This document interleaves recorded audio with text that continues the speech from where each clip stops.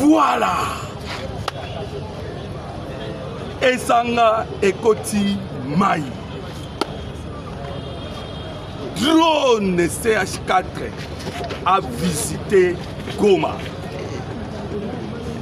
Soutani Makenga en colère soupçonne les lieutenants de son armée être en complice avec le FARDC. Le général Sylvain Ekenge vient de visiter Goma. Panique générale. Sultani Makenga en colère contre ses officiers. Si le général Sylvain Ekenge vient de surprendre l'armée rwandaise par rapport au FDLR. Cœur d'influence entre la France et les États-Unis d'Amérique sur le processus de Washington et de Doha. Emmanuel Macron veut s'imposer. Nini Zali Kolekana. Mbote nabino ba papa, mbote nabino ba maman, mbote nabino nyonso to bandeko na biso ba Congolais de partout. Bino balandi ya chaîne na biso. Tozali na SNO koya ko solola, ko partager, ko analyser. Makambo etali la République démocratique du Congo, mboka ya ba papa, mboka ya ba mama. Bandeko ba Congolais, kaka ndenge tolobaka na bino ke nous sommes na temps moko historique ya République démocratique du Congo. Wana voilà bandeko. Bravo na mokonza mboka Félix Antoine Tshisekedi Tshilombo. Pourquoi? Parce que grâce à Koya na pouvoir trouble les partout en ce moment. Toko solo la bandeko ba Congolais sans plus tarder toko beta masolo ya mboka Congo mboka na bino mboka na biso awa wa bandeko ndenge balobaka bayebalanda kandembo match tengami kaka ndenge na uti koyebisa na bino susuke esanga ekoti mai. Qu'est-ce qui se passe à Goma? Bandeko, vous savez que bandeko Blackwater otobetaka na bino masolo bandeko ba Congolais bele bazwa ngo lokola maseki mais tokande Blackwater ba koti eza secret de polichinelle bazali déjà infiltré na kati ya ba wazalendo lobby trouble na Goma tokobeta masolo okoyeba qu'est-ce qui s'est passé réellement na Goma. Drone et les canis et les M23 babani ko créer ndenge tobenga kana français diversion et ba invité ba motard nyonso ya ville de Goma pour que ba servir bango ba information to kosolola awa okoyeba visite Goma dans la position bandeko oyebi que guerre oyo et aussi d'une manière stratégique et bien là bakanisa qui parce que batba kolobao bozumbo kaboité bato bele bakanisa qui que guerre oyo aussi là na système ya de récupérer Bukavu de récupérer bandeko nzokande les stratégies za mususu na kati émission na kobetelo ba stratégie mise en place par le FARDC et le gouvernement congolais. Pourquoi? Parce que tokobeta masolo ndenge Sylvain Ekenge Aouti Koloba tout de suite et réaction naïe ça fait peur. Le porte-parole y a armée congolaise. Réaction naïe zo bangisa. Bande ko congolais. Awa maintenant c'est le retour à la République démocratique du Congo en force. Parce que awa to Koloba déjà na Rwanda. De réunion en réunion par rapport à Maloba ya Sylvain Ekenge. Donc solo lango bandeko. Oui que la France a troublé bandeko. Baï français bazal indien ko kimate. Voilà pourquoi nous venons aussi vous dire chaque jour que par la souffrance aux États-Unis pour le Canada et la RDC, la France y fait partie. Média ba français ba bimi na mpoasa. Awa to ko beta bino masolo. Ba lobi ke oh non. Biso ba France conférence oyo bazaki ko préparer. échanger ma formule. Tellement ils ont senti, ils ont compris que le président Tshisekedi a Koyoka, Mokomataki. Voilà encore, je reviens encore pour que Elongo ensemble, Tobeta CT, les Koloya, Tobeta CT na Libaya Makas. Ça veut dire, Tosengana, Mokozamboka a défense. Mais déjà Macron a senti écho. Oh non, réunion Oyo Biso toujours côté ça les 30, ça c'est Emmanuel Macron. Réunion Obango va côté en France, dans mon quoi les 30, les alliés conférence sur le Grand Lac. Pourquoi? Parce que bah, qui déjà écho, les Congolais ont dit, le président de la République, Félix Antoine Tshisekedi Tshilombo, a kendete. Tellement que mon constat yo qui va qui écho au kendete, va transformer en ouais. Vous savez qu'aujourd'hui nous sommes le 40e. Donc c'est dans 2 ou 3 jours des réunions de ça, mais mon Kozamboka a déjà une petite position qui était. Alors, ton commentaire toujours pour nous ça dans mon Kozamboka a kendete. Alors bandeko, to ko beta bino pe masolo ngo awa na kacha émission makamuno soto ko beta ya République démocratique du Congo. Bandeko to ko solo la paix. To ko yana assemblée nationale place nini le remplaçant ya Vital Kamerhe ça fait débat. To ko solo la. Goma. Nini ekoleka na Goma. Oyebike bandeko bakongolais to yesa ki na ba émission le kanaki ki no FRDC babeta ki na Ruchungu babeta ki na Nirangongo bandeko pona batu bayebi te la province na biso province ya Nord Kivu eza na 6 territoires. Parmi les 6 territoires autres anango ennemi azali ko occuper beaucoup plus 3 territoires. Ruchuru, Nirangongo, Masisi.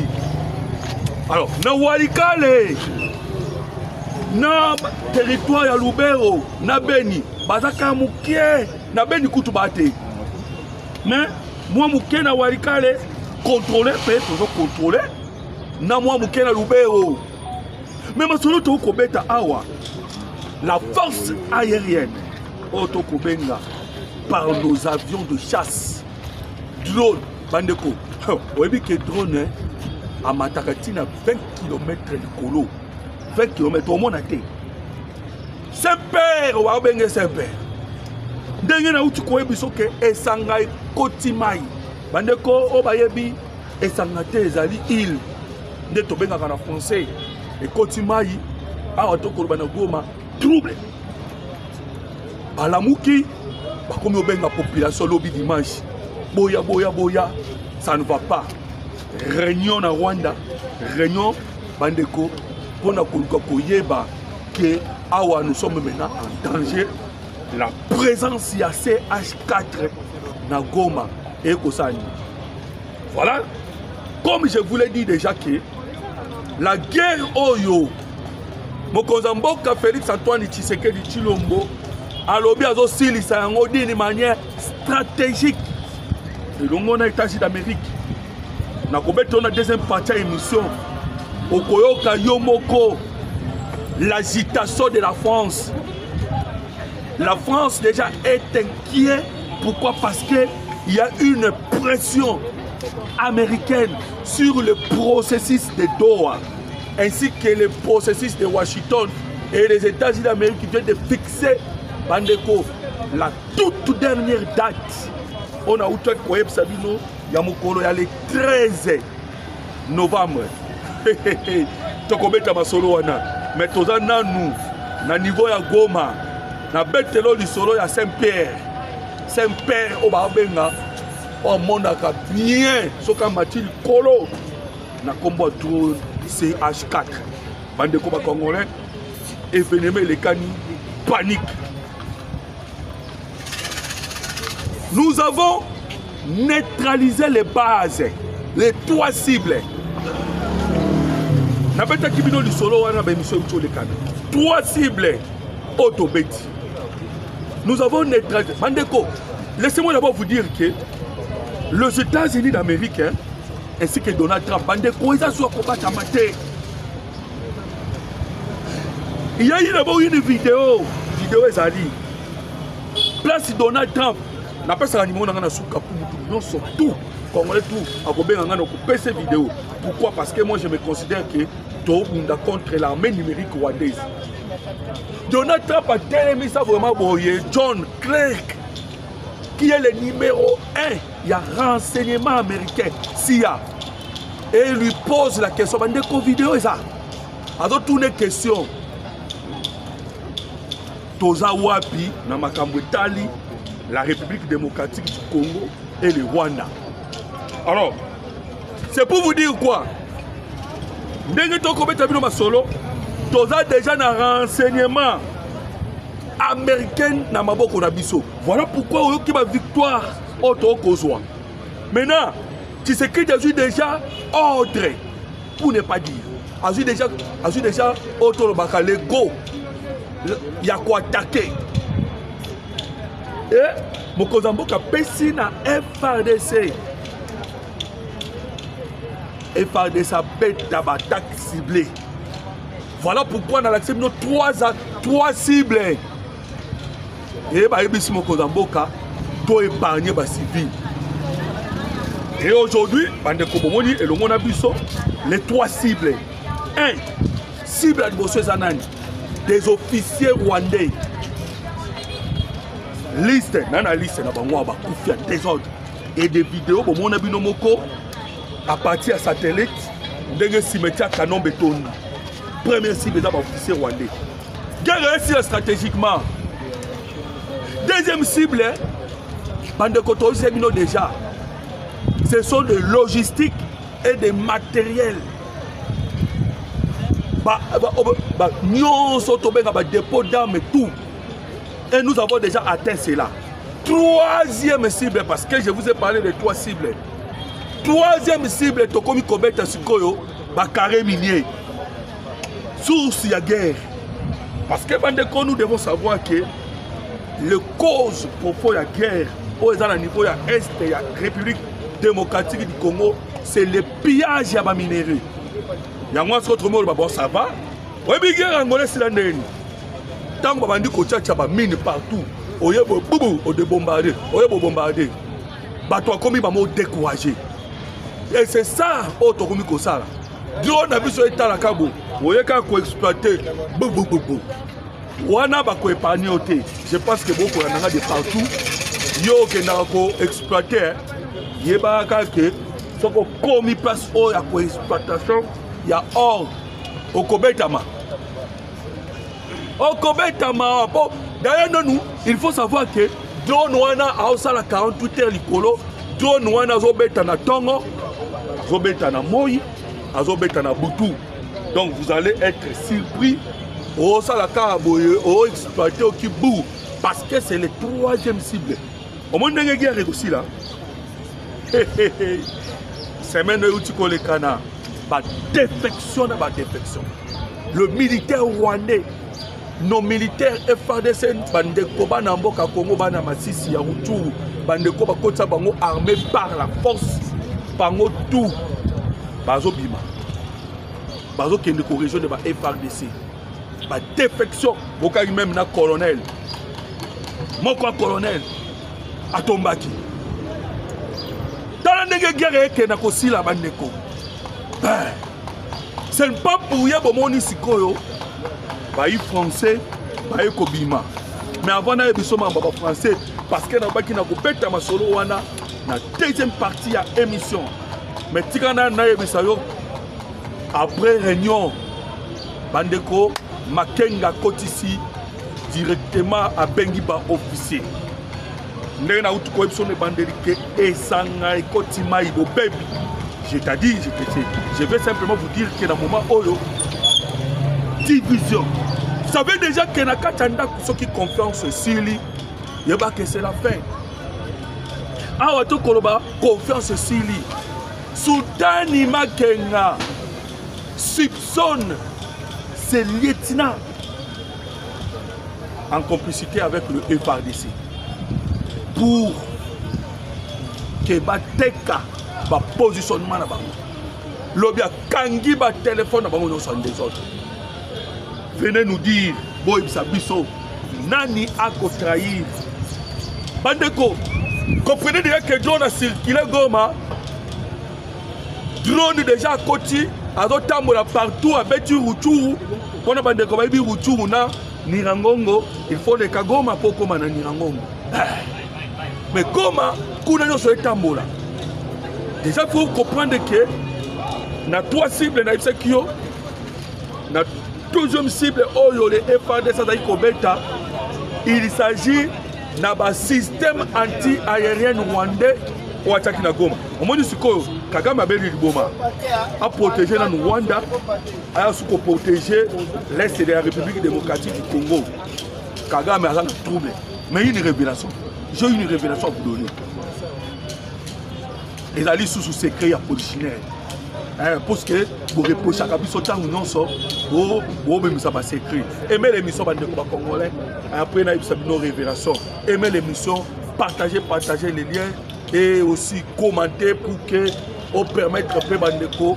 Lorsque vous commentez, la fois dernière, le monde qui va commenter la musique tellement ébélé, j'étais très content. Voilà pourquoi je vous demande de commenter, d'aimer l'émission pour que les Congolais puissent yeba ma console to kobe teza ya mboka Congo.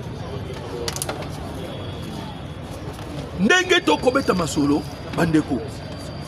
Les États-Unis d'Amérique a pris la décision qu'il faut écarter Paul Kagame. Et c'est Tshisekedi. Je vous le dis. Est-ce que Kagame a été choisi par les Américains pour chasser Mobutu? Suivez, allez vérifier l'histoire. Kagame a kotaki na armée ya Ouganda en 1984. L'objectif est qui RDC. Pourquoi? Parce que les Américains ont découvert le coltan. Là, je parle des entreprises américaines, de scientifiques américains. Ont découvert le minerai à l'est de la République démocratique du Congo.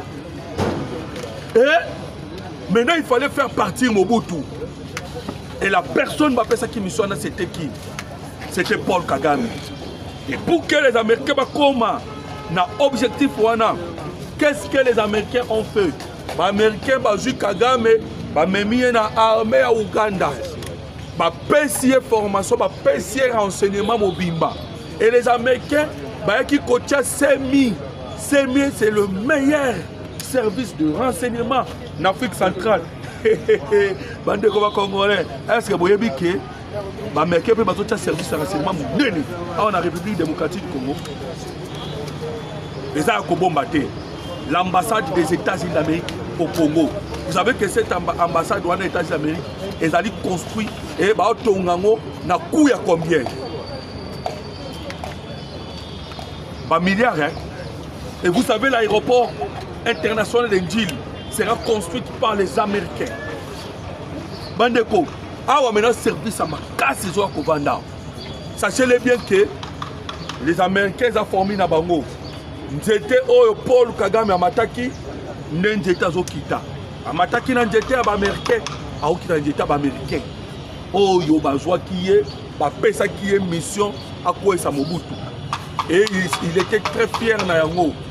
Voilà pourquoi mon équipe américaine, l'équipe qui base na Ouganda, na Entebbe, bayoko cha base mususu na Kigali, bayoko cha troisième base na Mombasa, na Kenya. L'objectif est pour faire tomber Mobutu Sese Seko. Mais awa sikoyo Kagame awa to Koroba, il a déjà compris pourquoi na Koroba bongo. Kagame a comprendre que Neto Zaboye Bandeko Kagame a tina suba soda na est à Congo. Et comme les Moutou passent depuis que tous les systèmes anti-aériens ont y a placé qui dans le sol congolais, le système anti-aérien nous a déjà détruit par l'armée congolaise. Tellement que le système annoncé c'est baby si maintenant il ne sait même plus. Il faut à Bomba Goma, à Bomba Bukavu et d'autres territoires aujourd'hui où il faut protéger Kigali. Trouble. Trouble. On comprend de ce qu'on passe sur Kagame, mais ça n'a trouble. Yangouana. Dans ce qu'on a vu avec Tamboli, Makenga Ben ici, Balietina. A fouillé ma téléphone à Bangonyoso. Bakomi na bobangi parce que bazoye baté. Nanya zali kopesa ba CH4 ba drone spécial bande kola kutu ya ba chinois souté. Ba dono to na ngolelo. Nanya zali ko fournir les informations. Tala ndenge ba koti trouble. Alors, esange panzani. Esanga ekoti mai bakomi na trouble. Kagame en communication à tout moment avec Emmanuel Macron. Macron et le Macron en question, déjà tu sais qu'il dit Félix, Souena Ezalike, comprenez-moi, parce que c'est son papa, que France et Sengeli Atala, la République démocratique du Congo, a fait naître. Bandeko, tu sais qu'il déjà a tout mis en œuvre pour que France Atala Kaka, République démocratique du Congo, n'a fait naître. Je vous l'ai dit. Nazo Ibsayo. Vous voyez que tu sais qu'il y a qui réunion au Kazakhstan. Et ça qui coup dire pour la France. Vous voyez que tu sais qu'il y a quelqu'un qui voyage en Hongrie. Bande comme Congolais et surtout la diaspora, vous voyez position en Hongrie. Et pas Victor Orban. Victor Orban Zanan. C'est lui le premier ministre. Il y a Hongrie. Proche à Donald Trump. D'ailleurs, réunion est Salama. Donald Trump est en Hongrie. Vladimir Poutine est en Hongrie. Et puis Babenga, Zelensky. Tu sais qui est en Hongrie? Parce que Victor Orban est en Macron. Tu sais qui est dans son nom là qui a Jean-Luc Mélenchon. Bandeko. Tous les présidents, il faut dire la vérité, parce que ce que je suis en train de vous dire, ce sont des faits.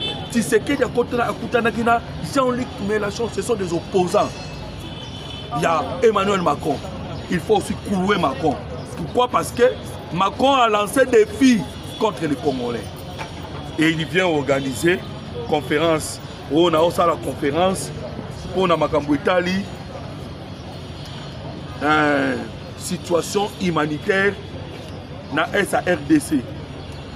A organisé Kiango et Sengreki et pendant le 4 octobre au Tozali. Tu sais qu'il a dit non, na Okete. Voilà pourquoi j'ai demandé aussi Bandeko Bavi Nabino. Lorsque tu sais qu'il a dit non et tu sais qu'il n'est pas parti, bah quelque coup nana président tu sais qu'il dit Bandeko na 80e sommet à l'Assemblée générale des Nations Unies.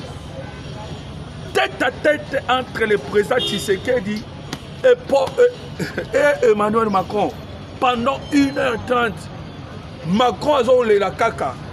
Tout en suppliant Tshisekedi, demandant à Tshisekedi qu'il est prêt même à abandonner Paul Kagame, ce qui Tshisekedi a fait si positionnement à Ituri. Pendant que vous savez que les Français ont Ituri, vous comprenez que Awa, pour Bango Baluka Ituri. Et pourquoi Ituri? C'est là où Bango Français va découvrir quantité à solo, il y a pétrole, il y a gaz, ainsi que or, dans le territoire, il y a Mambasa. Je pense que Bango Congolais va y avoir place dans la province, il y a Ituri, Mambasa, Djougou, pétrole et Tondiwana. Voilà pourquoi on a confié dans le niveau de la Albert, la France est derrière. L'Ouganda, pour Nanini, pour la Makambo Italie, mais le président Tshisekedi va écouter Emmanuel Macron. Ayebi Macron n'a pas question. Macron pas question. N'a koyate. Après l'Assemblée générale des Nations Unies, le président Tshisekedi a zongi dans la République démocratique du Congo. Emmanuel Macron a bengi Zelensky. Ayebi Zelensky benga Tshisekedi. Yebisa ye tout changer, bâtir, tout changer, tout ébiquer. Il a le soutien il y a États-Unis d'Amérique et surtout il y a Trump. Bandeko, vous savez que si tu sais qu'il est au pouvoir aujourd'hui, c'est parce que aussi le médecin Nabiso Otokobenga na Komo ya Donald Trump n'a pas voulu qu'on compte un complot européen. Vous voyez que Emmanuel Macron a bien Paul Kagame, si coup constitutionnel Nabiso, vous oubliez, coup constitutionnel Nabiso a confirmé le résultat. Vous le savez, Bandeko Congolais. Alors, Macron a bengi Zelensky, Zelensky a bengi Tshisekedi. Non, Yaka. Tu as déjà au Solanayo déjà na Kazakhstan. Tu as déjà au Sololina Luxembourg. Bandeko. Macron utilise qui Luxembourg, non? Si c'est Balouka qui neuf. Tshisekedi a qui Kazakhstan. Na okota la détail te. Batouanandanga na se na expliquer kiango. Il y a une entreprise na Congo ya ERG. Entreprise ERG. C'est-à-dire entreprise ya baï Kazakhstan. Mais elle fonctionne à Luxembourg. Comprenez maintenant voyage à Tshisekedi dans Kazakhstan. Maintenant Kazakhstan, Luxembourg, Atalabi n'a sauvé pour Nangaï. Emmanuel Macron est là, il plaira. Voilà pourquoi Emmanuel Macron, conférence où il a qui prévu. Bande Congo il a qui prévu. Elle a la conférence sur les comptes surtout les équipes par victime il y a Est la République démocratique du Congo. Macron a changé la commission de conférence pour les Grands Lacs parce que nous avons déjà dit non. Ok, comme ils ont dit conférence pour les Grands Lacs selon Emmanuel Macron, Tolobina Macron boye ça dit sa conférence sur le Grand Lac mais Benga Paul Kagame Oyo na Museveni au sala makamna bino alors makamwana etali bisote bisoto bini bolamba bolia mais bon kasiko bande ko bakongolais maman na dikambu pourquoi Emmanuel Macron a bengi conférence à Grand Lac? C'est parce que Emmanuel Macron a vu déjà que sur le terrain nous avons pris des avances. Aujourd'hui déjà domination. Nous voulons finir la guerre. Voilà pourquoi nous avons essayé les générales porte-parole, il y a le gouvernement congolais, Sylvain Ekenge, vient de se prononcer. Aujourd'hui, il faut aussi qu'on se pose la question de savoir où sont le FDLR. Bandeko, Yoka Malamu. Ils sont dans la partie occupée aujourd'hui par le Rwanda et l'AFC M23, plus particulièrement dans le territoire des Rutshuru. Et ils veulent se rendre, mais on les empêche. N'habitez ce que vous comprenez dans le Bandeko Congolais. Où il y a des déclarations, il y a porte-parole, il y a armée dans le le général Sylvain Ekenge. Alors déjà les M23, bah FDLR. Il faut vous souvenir que bah pesa qui na Paul Kagame na Rwanda na ye 10 jours. Na beta ki masolo awa na kacha émission que bah na 10 jours. 10 jours wana c'est depuis la date du 21. Si na date ya le premier pour que bah ça nini ba lukandenge nini ba ko mettre en application l'accord de Washington et de Doha. Voilà pourquoi, dès le début de mon émission, je vous ai parlé, je vous ai dit la pression américaine sur le processus de Washington et le processus de Doha. Emmanuel Macron, Agaskoyo, jaloux d'influence à l'Amérique et Emmanuel Macron aussi, a influence au travers d'un sommet ou à côté ici, Tassini Bengi, le président Tshisekedi, Paul Kagame, ainsi que d'autres présidents pro-Rwanda, na Wapi, na France, pour nous intercaler parce que nous sommes un moment important. Le moment où nous sommes un moment application de l'accord de Washington. Maintenant, l'accord de Washington qu'il faut appliquer, Bandeko Congolais, nous sommes un moment où déjà la RDC a pris position. Sylvain Ekenge. Sylvain Ekenge a lobby boye. Les M23 bazali na Rutshuru. c'est là où ils ont identifié. Bakomaki Mukanda, bazali prêt pour se rendre, mais M23 va l'ingiter. Cela veut dire quoi en d'autres termes? En d'autres termes, nous n'avons pas la responsabilité. Il y a FDLR. Pourquoi je dis cela? Parce que dans l'accord de Washington, les retraits des militaires rwandais dans le sol congolais, ainsi que neutralisation de FDLR. Mais retrait des militaires congolais dans le sol militaire rwandais dans le sol congolais. Et ce n'est ça mais pas bango moko ba rwandais. Ba retirer les militaires na bango. Neutralisation de FDLR. Ba pesa ki yango na maboko RDC. Mais RDC déjà où tu koloba. C'est vrai. Il fallait tout neutraliser par FDLR. Mais par FDLR, on a beaucoup de bisoté. Bazane na Ruchuru. Comme Bazane na Ruchuru. Cela veut dire que M23. Donc M23. Et puis, d'accord, ils ont écrit un document. Vers Monisco. Mais va empêcher Bango. Alors, vous comprenez déjà que Makambo Komisko n'a point sengeli. Donc, M23 batika ba FDLR bakitika Mindouki. Paul Kagame bisa ba soda na yo. Soki oboyi Saint-Père aza déjà. Déjà, on comprend que tu sais que dit ou toko le gouvernement congolais, nos FARDC sont en train de violer les cessez-le-feu jour et nuit. Pourquoi? Parce que tu as dit qu'un système à Paul Kagame. Oh, bah, maman, mais que batangi ça y est. Bah, bien en anglais, talk and fight. Batangi ça qui est en haut. Batangi ça qui est talk and fight. Batangi ça Paul Kagame, false flag. Batangi ça Paul Kagame, forum shopping. Batangi ça Paul Kagame, soft power. Bandeko. La bêta masolo a biloko wana nyoso. Et nyoso batangi ça Paul Kagame. Tu sais que tu peux aussi talk and fight. Les anines, tu es solo là, tu es bunda. Dans la minute, tu es bêta, tu es solo. Forum shopping, tu es ngonga. Biso tu es ngonga. Forum shopping, lorsque tu es ngonga, tu es bien. Tu es même dans la diplomatie. Tu es bien ngonga. Biso tu es makasi. Forum shopping. Soft power. Bino bokena. Paris Saint-Germain, biso toké na biso na Barcelone. Biso to ça forum na biso ndenge na biso. To ça biso pe na ndenge na biso. Voilà. Donc to beteka na ba minduki o yemoko atizaka envers biso bande ko congolais. To bete na ngo, to tiketante. Yemoko nde sengeli a retirer ba militaire na sol congolais. Le respect, il y a résolution 2773. Donc, ils sont obligés de respecter cela. C'est selon Bande Congolais, charte des Nations Unies.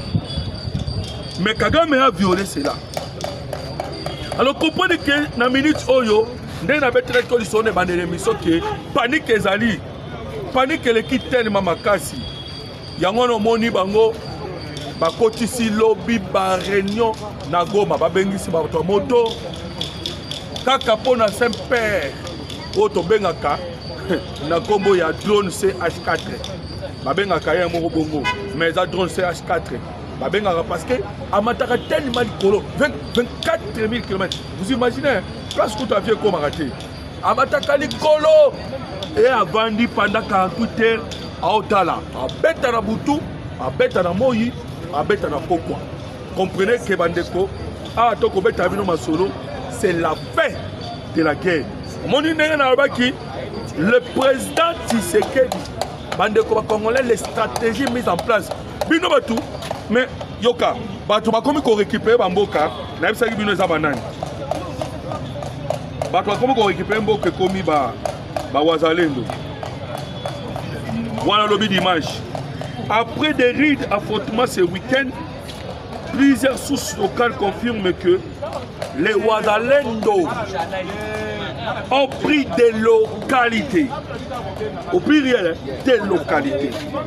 Ils ont pris Irega, Kakuba, Mwengerera, dans le groupement de Luango, chefferie de Ninda, territoire de Kabari.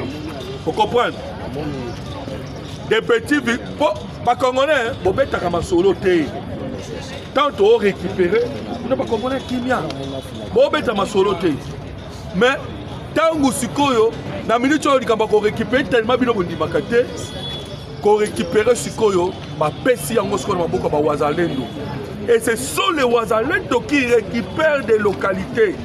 Les FARDC au travers de sa force, au Tobengaka, force ya FARDC, force aérienne. Bande Kokuna Zanin, Kuna Zalinde, au Petaba, n'a vu sur nos 3 cibles. Au Petaba officier na bango, au Petaba Minduki na bango, et en plus au Petaba minéré. Nde ekomi sikoyo. Alors, moni nde bakozala pepi, bakopanzana. Esanga ekota mai, tango ekoti mai esali ravage, allez, bapanzani, bakomi et papier. Donc, nous sommes vers la victoire finale dans la République démocratique du Congo. Mboka Nabino, Assemblée nationale. Ezaya Koinda. Pepe Mboso Pazongi. Alors, bien non, il n'est pas repostulé. Koto Pemebo Jazawana. Bande Koba Congolais. Mais tu as coupé sa carte à un message moko. Tomoni Paul Biya. Aujourd'hui, à son 92 ans. 92 ans. Paul Biya, ça a 92 ans. Donc, les Camerounais comprendre et constater que il faut Paul Biya Zala. Et ça dit volontaire les Camerounais. Mohamed Al-Sisi pour remplacer qui Moubarak. Bande Koba Congolais.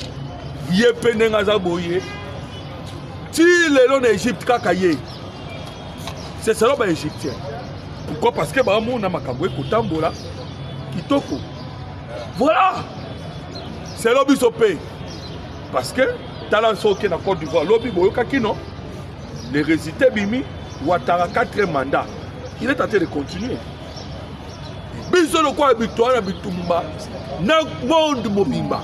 La République démocratique du Congo doit bitumba na monde mobimba.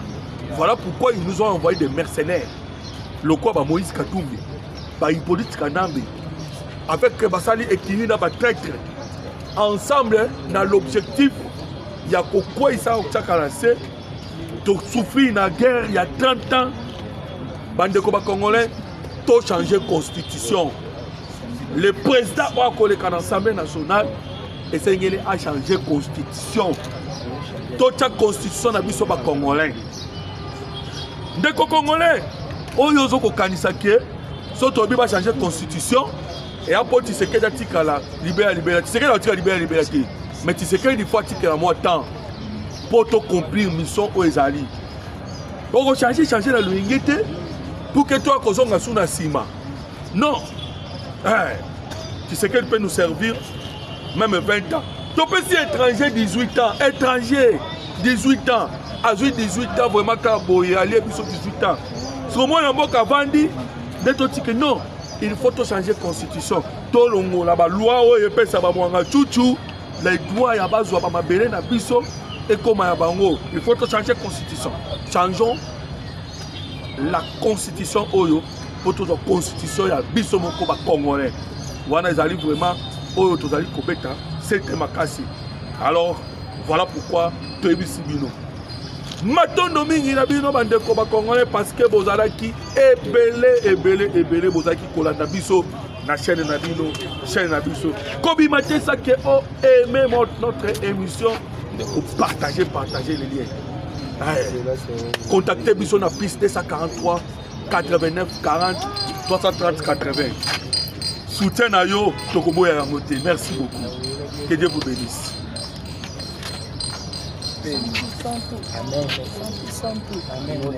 Amen.